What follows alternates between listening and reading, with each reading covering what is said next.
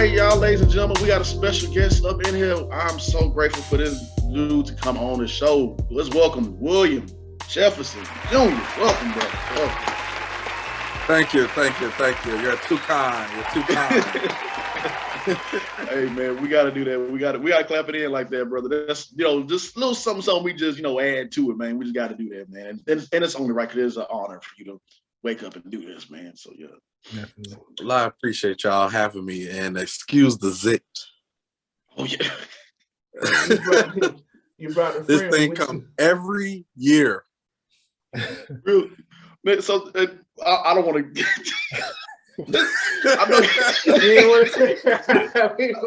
wasn't gonna say it because like I wasn't gonna say nothing. But I'm gonna say it. Hey, go. Can you? Hey, they're gonna be like, damn, is that a third eye? Like, it's always that one homeboy like everybody just talking, and then that one boy, hey man, what's wrong with y'all? Like just pointing out right there. Like I make fun of myself. Now, cause William, he he does he goes live and everything. And it was one live he was on, and he had the Band-Aid right there. And he just straight up told everybody, look, because he was holding the button. And we was saying right before photo shoot day, this thing pops up, man. So the struggle with the moneymaker is real, man. It is. Oh my gosh! So yeah, let's go ahead and get into some questions. Chris, you want to go first, brother? Or... Yeah, let's talk about like what is it that got you into acting? Like, what was the moment that made you say like, hey, this is what I want to pursue? So growing up, I would watch like a bunch of like Disney Channel shows and just like a bunch of movies, and I would say watching a lot of like kid actors like Keke Palmer was actually one of them. And I'm like, man, if they can do it, I can do it, And so I told my mom, like, I want to be an actor.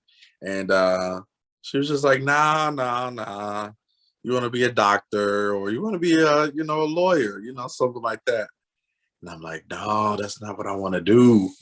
But the thing is, my mom, she just didn't know where to go, where to take me, because there's a lot of scams out here, telling you that especially to parents, your child is going to be on Disney if you give us $4,000 right on the spot. He's a cute little child. He's going to be on there. And so they tell that to every parent. So I had to wait until I was 18, honestly. So, and I haven't done any theater, but my mom put me in everything else: karate, basketball, Boy Scout, dancing, you name it, So that's what made me want to get into acting, watching just like kids do it. And I'm like, I can do it. They're telling like good stories. I'm like, I want to do that. I dig that, man. So you were like an active kid then with the karate and dancing and everything. So you nice with them hands, bro. So see, this is why you be nice to everybody when you first meet them.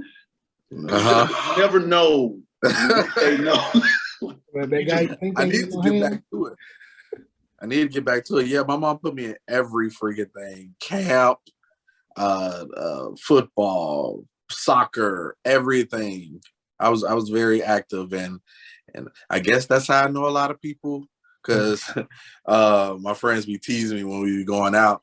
Like, somebody would see me, they be like, "What up, Will?" You're like, "Damn, you know everybody." What belt were you in? What belt were you in karate? I did Tang Soo Do. Oh. And I got up to yellow, which is like the second.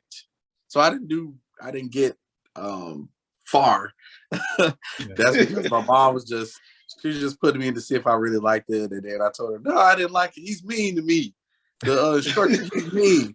But now, I want to go back now, actually, because there's a lot of like roles that require like stunts and like martial arts, and for African American male, to know martial arts is rare. So I think I need to go ahead and get back to it. Yeah. Me and James, we was in this stunt training class, and it told me James kept going. Was it here in Chicago? Salute to James. No, it was here in Houston. Okay. But they had us train for this. Basically, they had us run 3 laps around this. It was a big warehouse, and we had to do a lot of legs and this and that and the third to get us warmed up. But it was more than a warm up. It was like a boot camp. And then we started tumbling, and we did this fight scene that I still know to this day. I actually saw that movie the other day, Jack Reacher. First Jack Reacher, when he was, and he did the kick, and then that and the third. It was pretty cool. But yeah, it wore me out. Guess I need to call up my old karate teacher, Brother Jesse. He's still teaching karate. Straight up, man. And it's there's a lot of physical work that goes into it. So I think that's good that your mom, branch you out and different things to see what you like. And then we gotta have that same thing right there when I was in track, and I was a different size than what I am. I'm not been eating too good over the years. But when I was in track, every time we go to a different school, because I went to different schools, I would do not too many different things, but I was just cool with everybody. Everybody like, man, why why you know everybody? You know him, you know her. So, and I get that with you too, because every time you get on your live, it's somebody different or somebody really cool with you, and they're giving you praise with what you do as far as being an acting consultant. So, tell us a little bit about that right there. How you start becoming an acting consultant. Yeah. So, after going away to college, graduating, coming back, I wanted to pursue acting here in Chicago. So that was like 2018. And then just started to do a lot of research and meeting a lot of people in the industry just by like going on sets, and they telling me like exactly what I need to do to get a speaking role. So I would write everything down. It was like, all right, you need headshots. You need to go into classes. You need a resume. You need a demo reel with clips of you acting. So I would do all these things. And then that's what led me to get an agent. And then the agency, of course, they're licensed to help you get speaking roles. A lot of people don't know that. And of course, you don't pay for an agent. An agent makes money when they book you something. They get 10% for union work, and then non-union work, they get 15 and 20%. So you need an agent basically to get a speaking role, and you have to have all these things. So once I've learned that, I wouldn't say it's hard to get an agent, but it's not really easy. But if you put in the work and you do what you need to do, somebody's going to, take you on their roster. And so I would do that, and then I would get an agent, then they'll start auditioning me, and I would book roles. So like I booked my first major speaking role last year, Chicago Fire. And then I booked my second one, which was 4400 on CW, the new sci-fi show. And then commercials, voiceovers. And so then people would just see me just like posting my work. And then they'll be like, hey, how do I get started? I've always wanted to act. What can I do?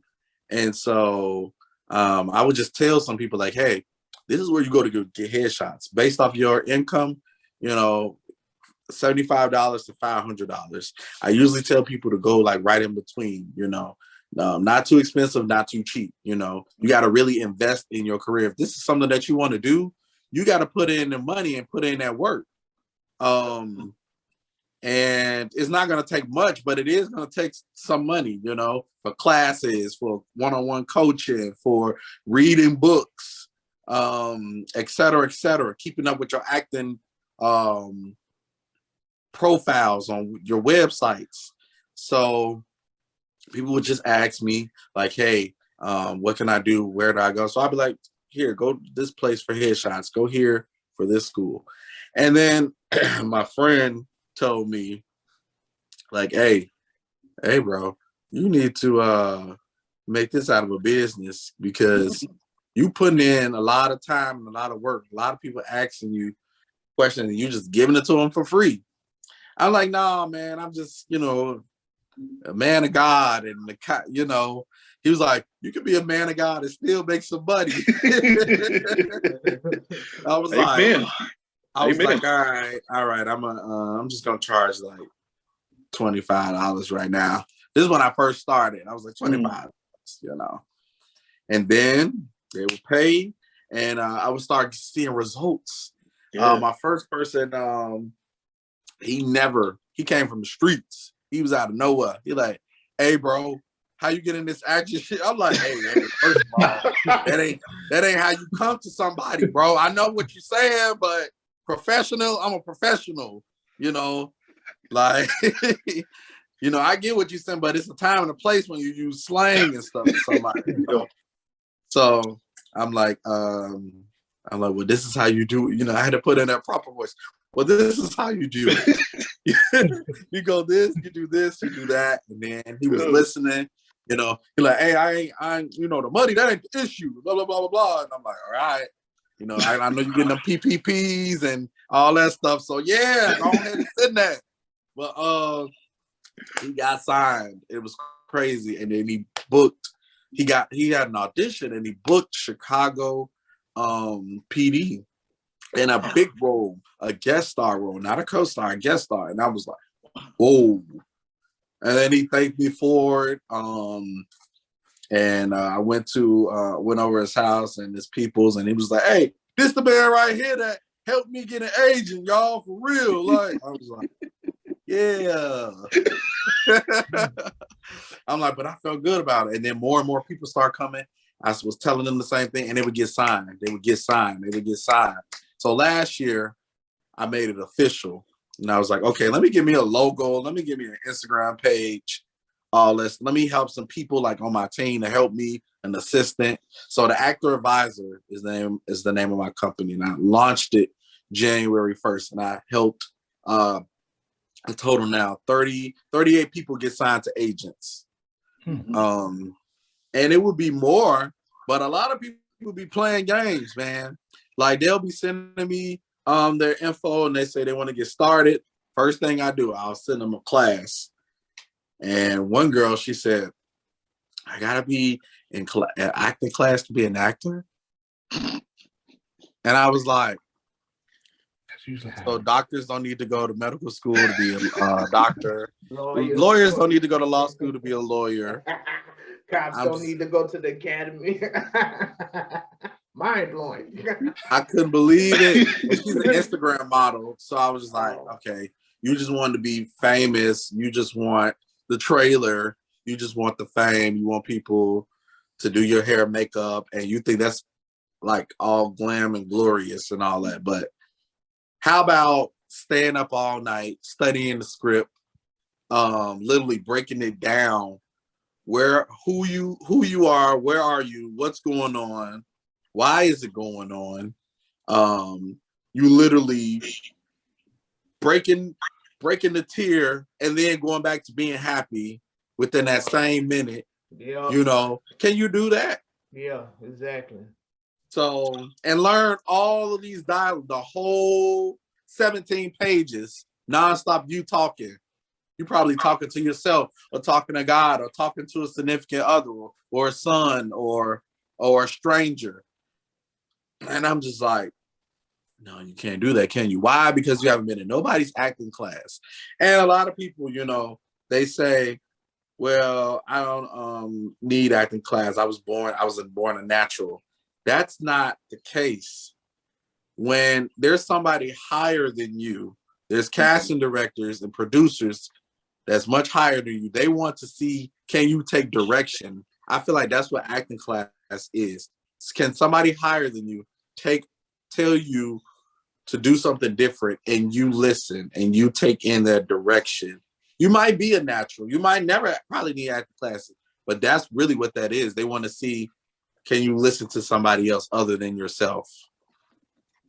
So going back to the actor advisor, it's been great. It's been a rocky road. That's anything. I've had some trolls email my clients and say, oh, he's a scam. Don't do it. You should never pay somebody to help you get an agent. How come? If they don't know what to do, if they're lost, nobody to go to, no, I got people that's like in states that don't have anything to do with like the industry, but they can literally work from home because everything now is home, self-tapes. Nobody's going in person anymore. And I'm only charging $100 to change your life, possibly. You could be making almost millions one day. And you just didn't know where to go, what to do. You was lost. And I only charged $100 because I'm giving my time, literally going in my sources, sending it to you, sending you my references, sending you my advice, following up with you, saying like, hey, did you do this? Did you read this book? Okay, what is this about? You need to name me these shows. Who's the producers? Who's the writers? That's draining for me. I don't have to do that at all. I can literally just be like, send you everything and have you just read it up, be one of those teachers where they just like send you everything and then you just learn it yourself. But no, I'm literally following up one-on-one, calling, texting, hey, this is what's going on. This is what's casting. Did you submit? Based off your look, this is what you are, James. You're a coach. You could be a dad. You could be a cool ass uncle at the barbecue, funny ass uncle. You could be a host because that's what you do. You could be a host on the show doing something. So that's a lot, man. That's a lot. So I was going to stop doing it because of the trolls. But then I was like, no, Will, that's the devil. That's the devil trying to stop you. You've helped 38 people that can vouch for you. If you're doing everything right, good results is going to come. So. Absolutely. And now I see that going back to your college, I see you went to HBCU. Oh yeah, Miles College, the number one HBCU in Birmingham, Alabama, and I studied communications. I graduated in 2017, and I wanted to go to an HBCU. When I was 18, because I went to Simeon, and I had this web series going on too, Juke, A Chicago Story. That was my first web series. And I was like, man, I got this big web series. Do I go away to college or do I stay here? Because I was going to go to Columbia if I stayed in Chicago. But growing up watching A Different World and what's the band show with Nick Cannon? What was that? Drumline. Yeah. That made me just like, oh man, I need to go to HBCU. I want to be around my people and successful people that all want to see each other succeed, and I want to be on a campus and see the history that my ancestors like worked so hard to be in this environment. And so I did. And Miles definitely changed me because I was wild, in high school. And and I graduated with honors. I got involved with campus, with everything but a fraternity. Because of one of the fraternities that I did want to do wasn't available at that time. But I did everything else. I worked at Journeys. I had work study in the library. Same thing. Everybody on campus was just, super cool with it. And it was the best experience ever. So I studied radio, TV, and film. So by doing that, I learned everything: how to script write, how to edit, how to, work cameras, and read a teleprompter. They wanted me to be a news anchor, but I was like, But no. Yeah. So it was the best. It was the best, man. From everything, from just people down south. Like, there's a lot of Atlanta people, California, a lot of Chicago people. We kind of was like sticking together down there. But I wasn't really around them because Chicago people was bringing this mentality down there. Like, it was better than everybody. Yeah. And I'm like, they're like, man, Will, you ain't from the crib. You ain't from the... I'm like, dude, I'm so Chicago, it don't make no sense. Like, you better check the stats. So, it was dope though. My roommate was from Atlanta. I would go to Atlanta with him on the weekends. Yeah. I would always travel, spring break, going to Panama City Beach and South Carolina.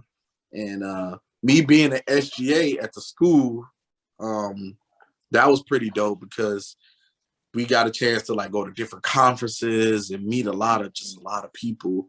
So, man, I go every year to homecoming, every year. I didn't go last year. Why? Just last minute stuff. So that was my first time missing, but I ain't missing this year.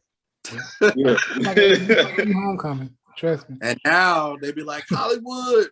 They be like, Hollywood. I be like, stop. No, but it sounds like a lot of the experiences that you had at the school, you were able to carry with you into your career. Yes, very much, man, very much. Yeah, that's probably how you became so much of a people person, and why people gravitate towards you, because you can relate to so many different aspects of life, from this and that and that, and that's why just shows your range right there with acting too. Cause I've seen some of your clips, man, and then yes sir. Yes, well, sir. I appreciate it. No problem, man. And you got a Best Actor award as well too. Am I correct? I had a best film. Just film. Yeah, I created a short film last year, called The Decision, and we entered into a 48-hour film festival. So we literally had only 2 days to create this film. Literally write it, cast it, and shoot it. And it was the first time this film festival was going on this year.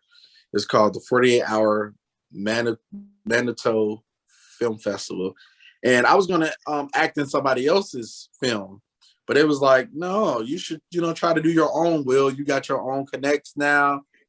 Some people. So I was like, okay. So I put a blast out. I was like, hey, I'm about to do this short film. Who want to get involved? And it was crazy. Over 100 comments.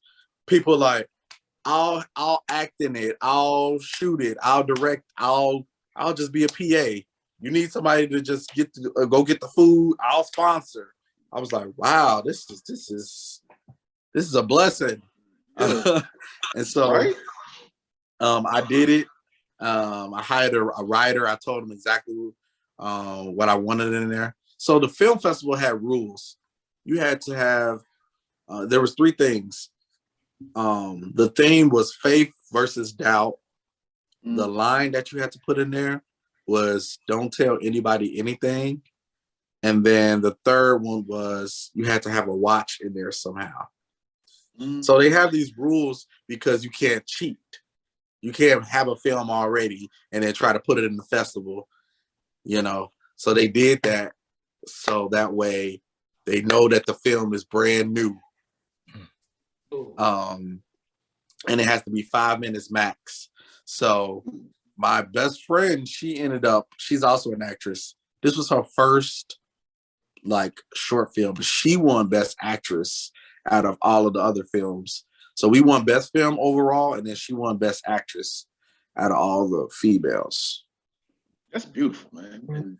And to hear everybody come together like that, like you saying, blessings, because we all know how it can be when you's like, how can I get this started? And you're like, who are you? And people just coming out of nowhere, like, I don't know what you can do, but thank you. Yeah. Yeah, man. So I was writing it down. I was Yeah. like, all right, this person can help me assist direct. This person can help out with the food. This person can help out with COVID because we want to make sure everybody bring their mask and all that, get tested, show your vax card, all that stuff. Right. So. I saw you was in the Kanye West video. Oh, yes. So how was it working with Kanye? Oh, working at Donda last year. That was really dope. So I saw this opportunity with 4-Star Casting. It's this background agency. They cast for like extra work. But this particular week, they were like, hey, Kanye West is looking for dancers or performers. I was like, what? But they didn't even say the name. Did they say the name? I think they said just special artist or something like that. And I was just like, yeah, I dance, whatever. Let's do it. So then he sent the stuff and said, you booked it. These are the dates. Go to Soldier Field this time. And then people was messaging me like, hey, did you get that stuff for Kanye West? I was like, that's what that was. I was like, oh shoot. I'm like, lit. Then went the first day. We had to work out. It was work. It was there for 3 days, man. Working out, learning the choreography. It was so many people. And I seen, of course, almost everybody the whole Chicago that I knew. And we was like all in like groups together, and it was a good time, man. It was super dope. It was a great experience. I was like, wow, to perform at Soldier Field. They was like, no pictures. Make sure you don't take any pictures and all of that. And I was like, I'm gonna take my picture. I don't care what you like, I don't care. I'm gonna take my picture. And I ain't signed no contracts. So you're right. And a lot of people took their Donda vest too, because as soon as we got done performing, we had to give it back. But a lot of people took their vest. They were selling air. That killed me. They were selling air on eBay. Like someone came in there with a Ziploc bag and said, "This is air from the Donda." Zip, put it on. Selling. Man, when we got out, it was like the fans was like, "Oh my god!" It was like, "I'll pay right now, $2,000." I'm like, "What's your cash at?" Yeah, this vest is gone today. For real, it was crazy. I felt like one of those stars for real, because people was just like really like running up and wanted to take pictures with me and everything. I was like, security guard, like, what are you doing? We're trying to protect y'all. I'm like, lady, you are a pitiful security guard with no training, no vest, no gun, no nothing. So you puny, like, on the most. You're not protecting me. You just here because they hired you on your $12 an hour shift. I was going to ask, and I seen also that you mentioned that you were on the 4400. How was it stepping up to that set of 4400? Oh man, 4400 was the best. That was my second major speaking role last year. And when I auditioned for it, I was just like, because I heard that they had a 4400 on Netflix. So this was the reboot of it. And I auditioned for a friendly employee, a guy that's working in the coffee shop, while the main two actresses, they're coming in, they're not buying anything. So I'm just that employee that's just like looking around like, let me know if you ladies need any help. Yeah. So, and that was a co-star. And so I did the audition. My agent sent me that. I was like, I can do this. I feel this one. I'm like, this one gonna be mine. And so I dressed like the part. I literally put on the apron you know, as if I'm working in the coffee shop, and had the towel, and I started setting stuff down. I had a reader to read the other lines, and then I said my lines. And you know, sometimes with co-stars, it's just as simple as that. Yeah, just saying your lines, and then that's it. You know, and that's what I did, and I booked it. And man, they were so welcoming, and I knew the main actress, Ariane Roach. She's on Candyman, and we did a short film called The Come Up like 2 years ago. So it was amazing to see her. Like, she I had posted me in the trailer, and then she commented on my, she was like, yeah, we here, King, we here. And I was trying to surprise her, but I know she saw my name on the call sheet. Yeah. So it was, when I saw her, like, we gave each other a hug, like 5 minutes. She's like, I'm so proud of you. I'm like, no, I'm proud of you. This is your first major, like you're a series regular on 4400. Like, that's the bomb. She was like, I'm just blessed. I'm just, you know. So she was in Candyman. I don't know if y'all saw it. I saw it 3 times. And yeah, she was the one. She had the dreadlocks, and she was in the stall, and she was like, "It's not funny, guys." She so freaking was. Yeah, that's her. Okay, got you. Yeah, she's in 4400 as a detective now. Like, this is something totally like different for her. And now she wears her hair in a bun and like a suit, and she's like real, just like detective. And I love the show though. Everybody is real welcoming, and the show is just super mysterious. And like, I've always wanted to have superpowers. So just to be on a CW show on the network, I was just like, this is everything, man. Because I used to audition for Black Lightning a lot. And I was like, I'm gonna get in a Marvel movie or a DC movie or something. You know, it's coming, it's coming, it's coming. Yeah. We always say that on the show, like, hey, Marvel, we can be right, like, oh, what you need? Right. That's it. Yeah. Chris, that's exactly what I want to do. Like, that is it. I swear, like, if I see something like, oh my God, like, I would just be, that's it. Just let me be the oh my God dude. Yeah. and I'm good. I'm good with life. Oh yeah, man. and I've heard that there's 2 films coming here in Chicago. There's a Marvel movie coming in April, and there's a series, Apple TV series from a Spider-Man. One of the Spider-Man producers is bringing here too. They're gonna be shooting that for 8 months. So I already hit my agent up, like, hey, you see this? Think of me. Yeah, for real. So for real, I'm gonna be working hard, you know, and that's why I have to have like headshots to show that I can portray these characters, and I have to have clips to show in that too. And eventually, the goal is to join SAG-AFTRA, because that puts you at a better ranking too. Because once you're SAG-AFTRA, then the production doesn't have to worry about trying to pay fees and stuff like that, because you're SAG-AFTRA, you know. So they know that you're serious and you've worked as an actor. So I got one more, and I got to join.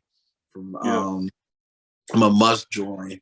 And so that's what casting directors, they like, oh, he did Chicago Fire, he did 4400. Okay, yeah, we could trust him with a bigger role. We can trust him with something.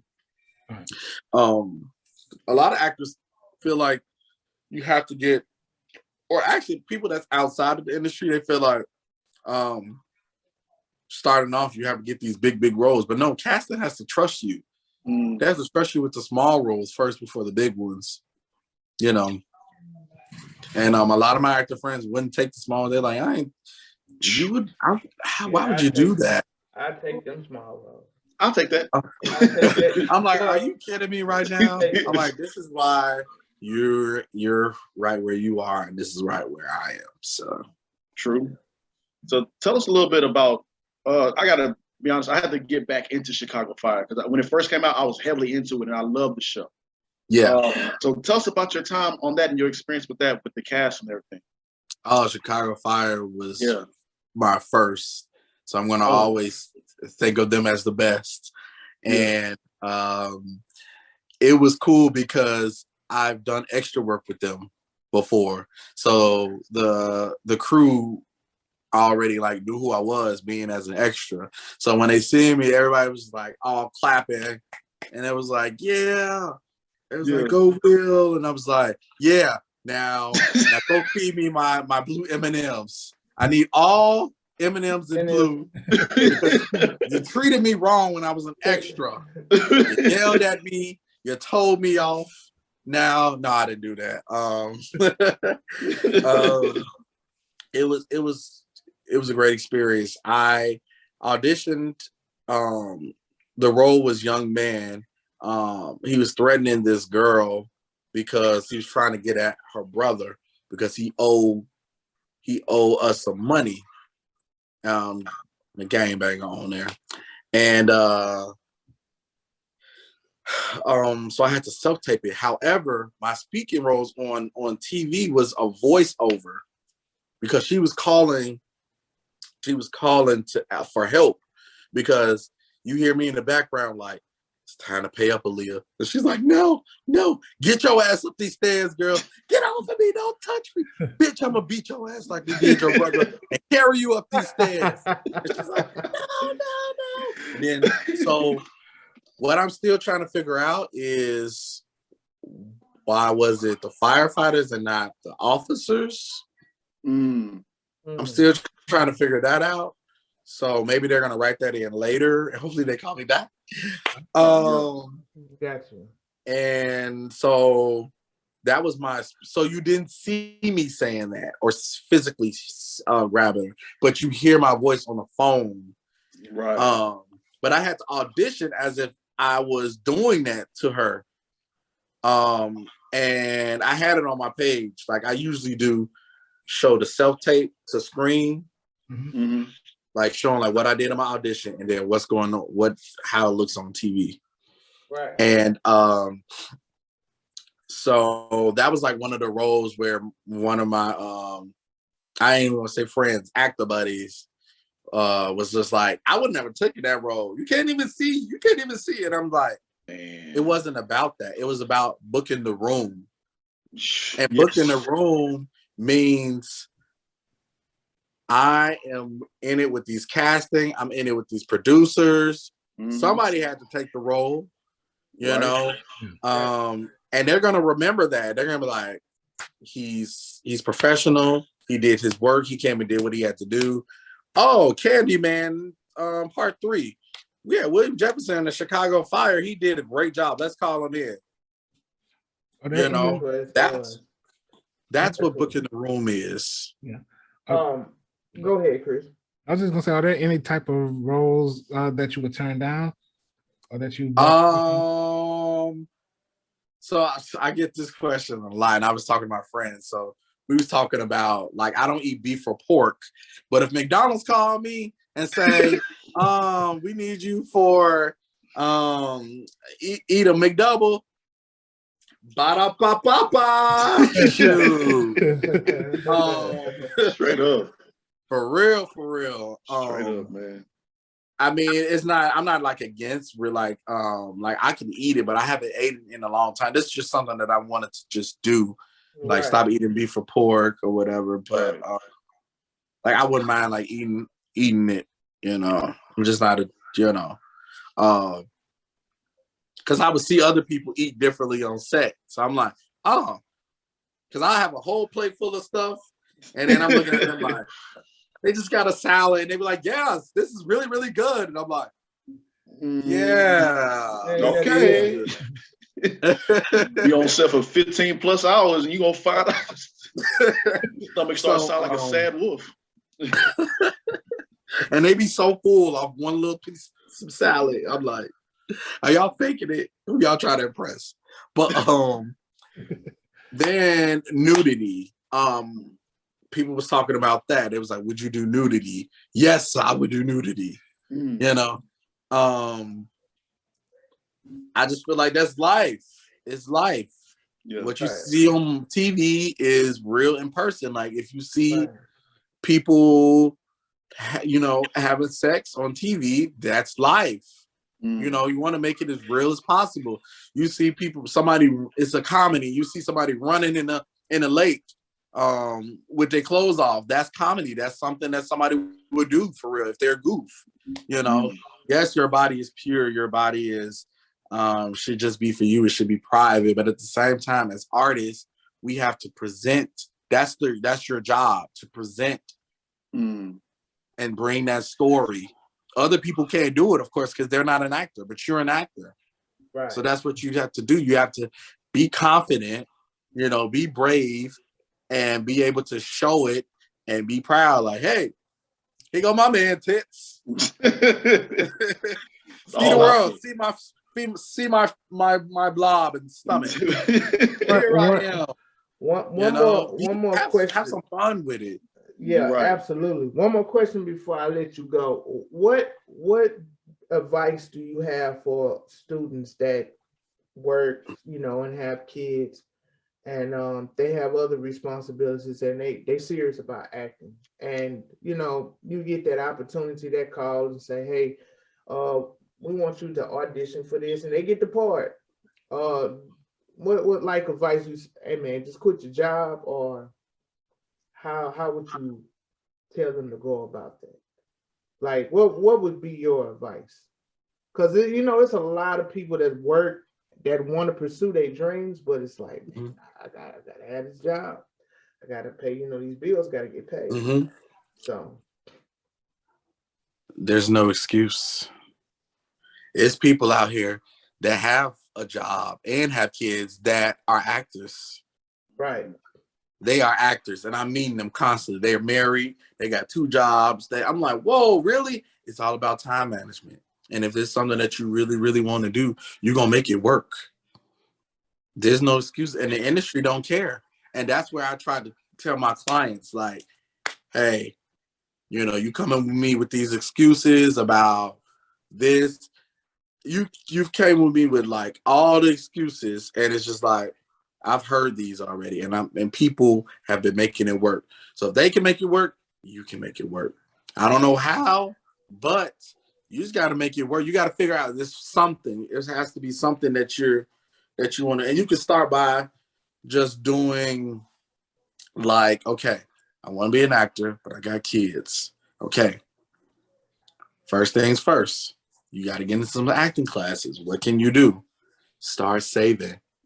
Start pitching. You can start off with just something as simple as $5. $5 will take you a long way. Because there's stuff that you're doing, I promise you, that you don't need to be doing.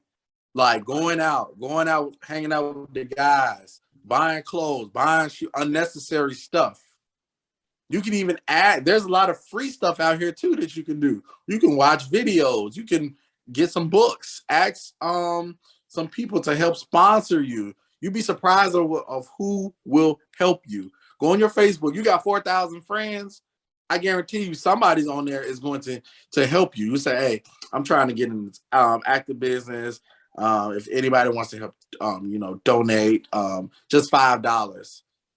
And if 4,000 people on your friends list, maybe if 20 people give $5, that's something. That's something that can go to your headshots, classes, anything in the industry. But you gotta find something to sacrifice. Ask for help. Don't have too much pride. Somebody's gonna help you. Whether if you got family members, co-workers, friends, somebody. And if you don't have that, then you don't need to be in the industry.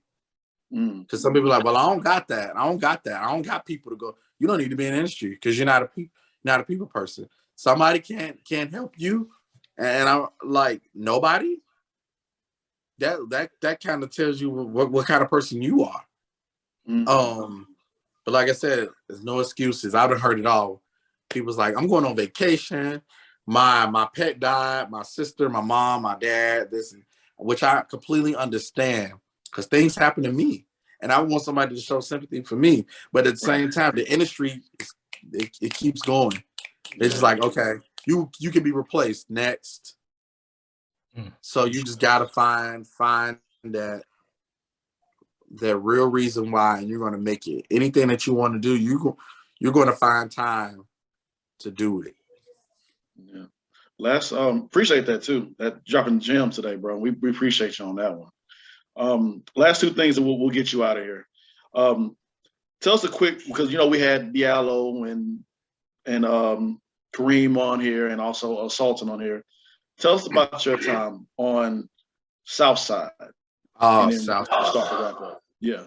Southside is also the bomb.com, man. Now with Southside, I was actually a featured extra. So that means, and I was core. So that means I'm on there all the time with them, but I'm not saying any lines. Now, why did I take this role? Because I felt something special with Southside. And I was just like, this is better than just going on there as a co-star, coming in on one episode and then you're gone for the rest of the season. And it was. They are like a family. They are funny. They are cool. The whole production is just laid back and just chill. And they're so Chicago too. That's what I love. And African American male, like kings. We all like in this together. We is tearing up Hollywood and everything else. And so that's what I loved about them.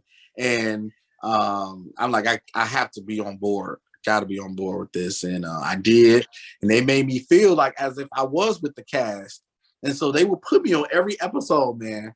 Every episode, dang near. Me making facials, me doing funny stuff. And honestly, that's the best acting, when you can not say a word and still make people laugh. Yeah. That's the best acting. And I hope they get renewed for another season. And who knows what will happen from there. Yeah. You're right about that, brother. Yeah, just go ahead and let everybody know where we can where they can follow you at, where they can catch you at on Instagram, Facebook. Cool. So my Instagram, Twitter is at Will Something Else. That's WILLSOMEELSE. My people say I'm something else, so that's where I got that from. The Actor Advisor at the Actor Advisor on Instagram. I don't have a website. Everything is social media, simply because it's free. And Facebook, William Jefferson Jr. Gotcha, man. Brother, appreciate you again for taking time out your day to share your knowledge and drop those gems and your experience and everything. We wish nothing but blessings upon you. We thank you. We already know you're gonna go far, even though you are here right now. We know we can already tell you're gonna go further than what you imagine. Last quick thing before you get up out of here, brother. We know you was on a 4400, and you said earlier you wish you had some superpowers. In this crazy acting world, what would be your superpower, brother? What would be my superpower? Yeah. I would say something like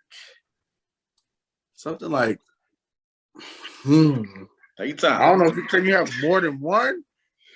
I mean, can at least two. Top two. One would be to read people's mind, like what they got going on, what's like what they're saying in their mind, what they're thinking. That's just me in real life. I just be want to know what people be thinking sometimes. Telepathy. And the other one would be just like a laser lightning kind of thing. I just think that's just so dope to just like have my eyes just like beam up and just boom. Get your I always say having the ability to fly is always a good one, so you can save on airfare. Oh yeah. You save some money for real. Man, William, mine's is to double myself so that double can go to work. That's mine. Double gone, go to work. Man, go to work for me. Man, Well, since we all sharing powers now, man, I don't know what would be mine. I guess super speed would be super speed or invisibility. I could work that. I was thinking of that too. I was thinking of that. Like, don't be no creeper though. now you see. Yeah, No, you you in the wrong places. Guy's trying to live out his glory days in track. I was that pose right there, man. Oh man, Will, man, appreciate you, brother. Once again, thank you. Many blessings to you, man. Be safe out there. We'll talk soon. And appreciate y'all for having me. And thank you. if you need me back, hey, I'm gonna be glad to come back.